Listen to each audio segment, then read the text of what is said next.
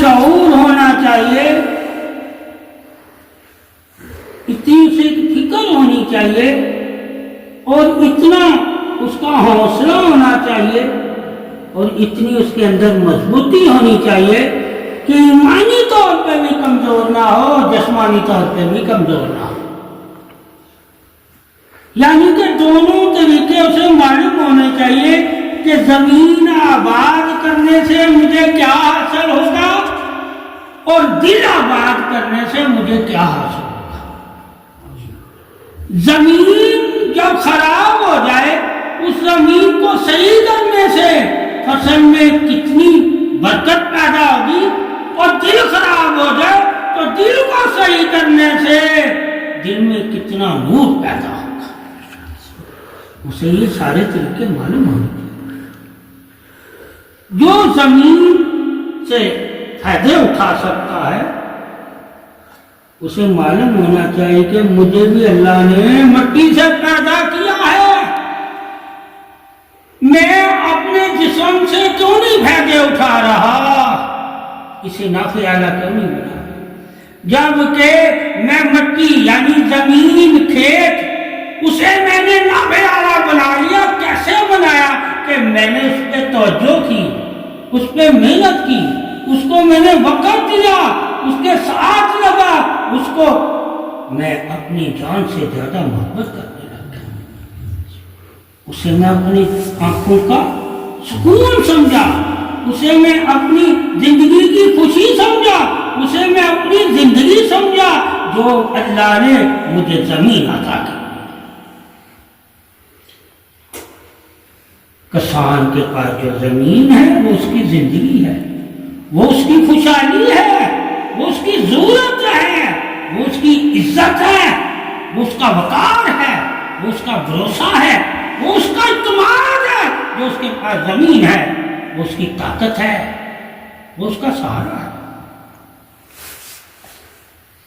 اب جو اس کی خوبیاں ہیں وہ کسان کو معلوم ہونی چاہیے کہ مجھے اس مٹی کی وجہ سے، اس زمین کی وجہ سے، اس کھیت کی وجہ سے لوگوں کی نظر میں میری کتنی عزت ہے۔ لوگ مجھے کیوں کسان اور چودھری کہتے ہیں، بڑا کیوں کہتے ہیں، امیر کیوں کہتے ہیں، سردار کیوں کہتے ہیں، اور میرے پاس دوست کیوں لے کر آتے ہیں؟ اس زمین کی وجہ سے، اس زمین کی، اس زمین نے مجھے اتنی عزت عطا کی، جبکہ یہ منتقل ہوتی رہے گی، سدا میں اس کا وارث نہیں ہوں گا، پھر بھی اللہ نے مجھے عزت دی، تو مجھے تو اللہ کا زیادہ شکر گزار ہونا چاہیے کہ اللہ نے مجھے مالک بنایا ہے۔ تو زمین بندے کو مالک بناتی ہے، ملازم نہیں بناتی، مالک بناتی۔ جو تجھے کھیت کھلیان، جو تجھے زمین میں مالک بنا دیا، تو تجھے مالک والی خوبیاں بھی معلوم ہونی چاہیے۔ مالک کہتے کسے؟ اپنے مال پہ نظر رکھے، اپنے مال پہ نظر رکھے، اور جو اپنے مال پہ نظر نہیں رکھتا وہ مالک نہیں ہوتا، وہ مالک نہیں ہوتا، وہ لاپرواہ ہوتا ہے، وہ بے زار ہوتا ہے، یعنی کہ بے ضمیرہ ہوتا ہے۔ تو بہت سے مالک مٹی کے وارث ہوتے ہوئے بے ضمیرے ہوتے ہیں، تو جن کے ضمیر مر جائیں ان کو بھی جٹ نہ کہنا، جٹ نہ کہنا۔ پتہ چلا زندگی کو جٹ کہتے ہیں، مردے کو جٹ نہیں کہتے۔ زمین تجھے زندگی دیتی ہے، تجھے عزت دیتی ہے، تجھے رزق دیتی ہے، ٹھیک ہے، تجھے وقار دیتی ہے، تجھے محبت دیتی ہے۔ جو چیزیں تجھے وہ دیتی ہے وہ تیری وجہ سے تجھے دیتی ہے کہ تو نے اس سے حاصل کرنے کی کوشش کی، اگر زمین سے یہ چیزیں حاصل نہ کرتا تجھے اسی طرح دین ہے، جس کا زمین ہے، یہ تو مثالی طور پہ ہے، میں مثال دے کے سمجھا رہا ہوں، جس طرح محنت کر کے جٹ زمین سے ناپے لیتا ہے، اسی طرح اگر محنت کر کے تو دین سے ناپے لے تو دین بھی تجھے ایسا ہی نظر آئے گا، عزت بھی دے گا، وقار بھی دے گا، شہرت بھی دے گا، طاقت بھی دے گا، ہمدردی بھی دے گا، بھائی چارگی بھی دے گا، دوستی بھی دے گا، رشتہ داری بھی دے گا، یہ بھی تجھے سب کچھ دے گا، یہ بھی تجھے دے گا، مگر تجھے جس طرح زمین سے تجھے حاصل کیا ہے تو کاش دین سے بھی حاصل کرتا، حاصل کرنا تیرا فرض ہے۔ اگر تو زمین رکھ کے بھی اپنی زمین سے منہ پھیر لے تو دوسرے اس سے نافع اٹھائیں گے، اسی طرح اگر دین رکھ کے تو دین سے منہ پھیر لے تو دوسرے سے نافع اٹھائیں گے، نافع وہ دے گا، مگر تو نے یہ غور کرنا ہے کہ زمین سے جب میں نے منہ پھیرا تو اس سے کس نے نافع اٹھایا ہے، اور دین سے اگر میں نے منہ پھیرا تو اس سے کس نے نافع اٹھایا ہے، تو یہ دونوں چیزیں نافع ہی دیتی ہیں، ایک عارضی نافع ہے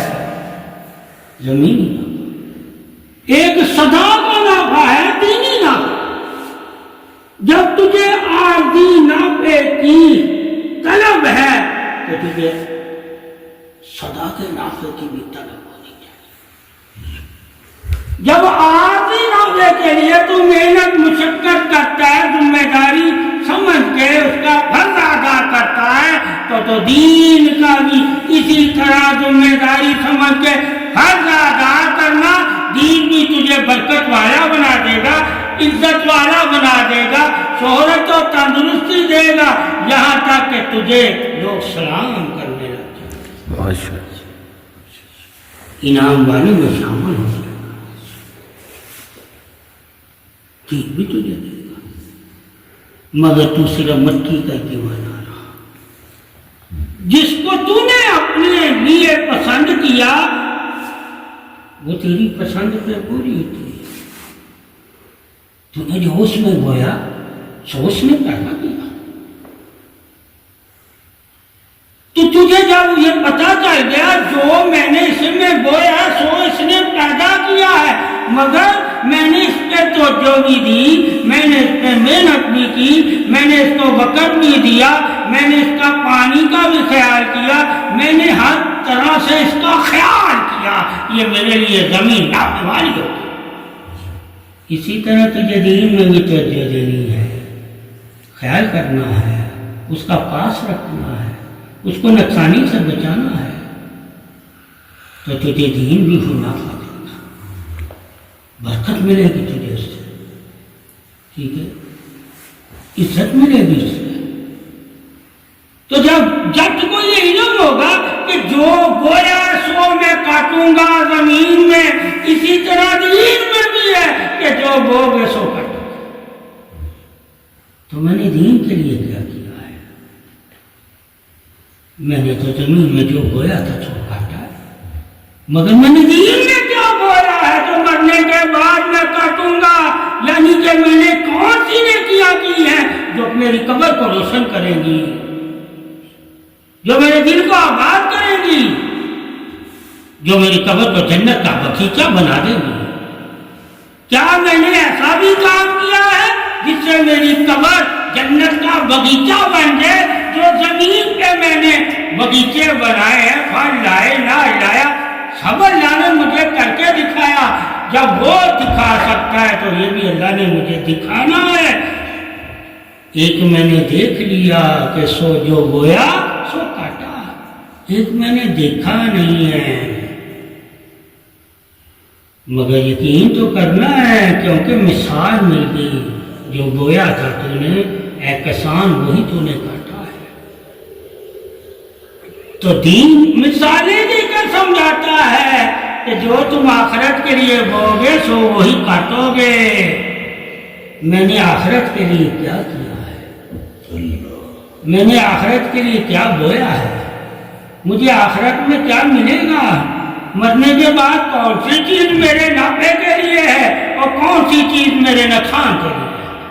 میں نے زمین یعنی کہ اپنی کھیتی کا نفع اور نقصان تو جان لیا، مگر اپنی آخرت کا نفع اور نقصان کیوں نہیں میں جان سکتا۔ میں ایسی چیز زمین میں نہیں بوتا جو میری زمین کو نقصان دے، میں ایسے جانور نہیں اس کے پاس آنے دیتا جو میری زمین کو نقصان دے، میں ایسے لوگ نہیں اپنی زمین پہ آنے دیتا جو میری زمین کو نقصان دے۔ میں اپنی زمین کی فصل کو ہر نقصان سے بچایا تاکہ وہ نافع والی ہو جائے، اور میں نے اپنے آپ کو کیوں نہیں بچایا اس نقصان سے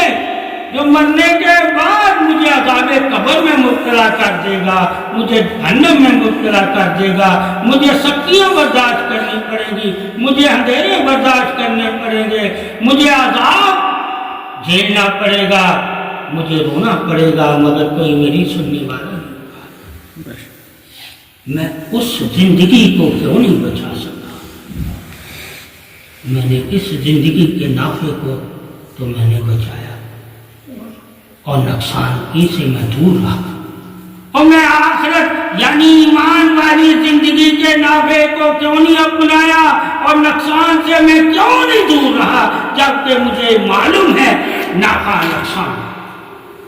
جب مجھے اللہ نے اتنا شعور دیا کہ میں جان گیا کہ نفع کیا ہے نقصان کیا ہے، تو پھر میں نے دین کو کیوں نہیں اختیار کر کے نفع اور نقصان کو جاننے کی کوشش کی کہ مرنے کے بعد میرا کس طرح نقصان ہوگا، اور مرنے کے بعد ان چیزوں سے، ان عملوں سے، ان نیکیوں سے، ان ذکروں سے، ان دوستیوں سے، ان کی محبت سے، ان کی پیروکاری سے، ان کی صحبت سے، ان کے ذکر سے میری آخرت میں مجھے نفع ہوگا۔ مجھے یہ جاننا چاہیے تھا۔ تو جب ہم جانیں گے، معلوم کریں گے، سوچیں گے، غور کریں گے، فکر کریں گے، تو اللہ ہمارے لیے رستے کھولے گا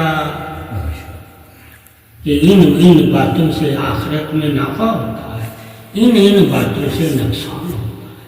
جس طرح دنیا میں نفع اور نقصان ہوتا ہے تو لوگ ڈرتے ہیں نقصانی سے اور نفع کو پسند کرتے ہیں، اسی طرح ایمان والے بھی آخرت کے نقصان سے ڈرتے ہیں اور نفع کو پسند کرتے ہیں۔ تو میرے اندر ایمان والی خوبی کیوں نہیں جاگی، جبکہ دنیا داروں والی خوبی میرے اندر موجود ہے، یعنی کہ نفع اور نقصان سے میں نقصان سے ڈرتا ہوں اور نفع کو میں لے لیتا ہوں۔ میں ایمان والے نفع کی طرف سے نہیں آیا، اور جو ایمان میں نقصان ہے میں نے اس سے کیوں نہیں اپنے آپ کو بچایا۔ ایمانی نفع بھی معلوم ہونا چاہیے، ایمانی نقصان بھی معلوم ہونا چاہیے، زمینی نفع بھی معلوم ہونا چاہیے، زمینی نقصان بھی معلوم ہونا چاہیے۔ جب یہ دونوں علم ہمیں معلوم ہوں گے تو ہم جان جائیں گے اللہ ہمیں نافع کی طرف بلاتا ہے۔ اس لیے تو اللہ نے ہمیں مثالیں دی ہیں تاکہ ہم نقصانی سے بچ جائیں اور نافع ہم اپنا لیں۔ تو آخرت کا بھی نفع بندے کو معلوم ہونا چاہیے، آخرت کا نقصان بھی بندے کو معلوم ہونا چاہیے۔ اللہ تعالیٰ کا یہ اس بندے پہ احسان ہوتا ہے جسے آخرت کی فکر ہو جاتی ہے، آخرت کی فکر ہو جاتی ہے، وہ پھر وہی چیز بوئے گا جو آخرت میں اسے نفع دے گی، وہ ایسی چیز کبھی نہیں بوئے گا جو آخرت کے لیے اس کے لیے نقصان دے۔ تو جو بو گے سو کاٹو گے، دنیا میں بھی اور آخرت میں۔ دنیا میں بھی ہم جو کرتے ہیں وہی ملے گا، اور آخرت یعنی کہ دین کے لیے بھی جو کریں گے تو ہمیں اللہ وہی دے گا، جو کرو گے سو